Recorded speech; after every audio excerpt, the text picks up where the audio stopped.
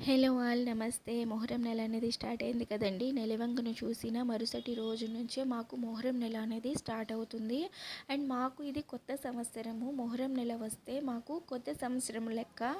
And పీర్లని నెలవంకను చూసిన తర్వాత దించి మంచిగా శుభ్రం చేసిన తర్వాత మకాన్లలో పెడతారు. ఇలా మకాన్లో పెట్టినప్పటి నుంచి 1వ కన్ను 2వ కన్ను అనేది స్టార్ట్ అవుతుంది. ఇలా 7వ కన్ను రోజు గుర్రం మీద పీర్లని ఊరేగిస్తారు.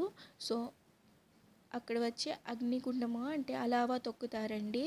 సో అక్కడ వచ్చి ఒక 3 సార్లు అలా తిప్పుకొని వచ్చిన తర్వాత ఈ గుర్రం మీద ఈ పీర్లని మొత్తము ఊరేగిస్తారండి. ఎక్కడెక్కడ పీర్లు ఉంటాయో అక్కడ మొత్తము వెళ్ళి సలాం చేసి వస్తాయి ఈ పీర్లు మొత్తము.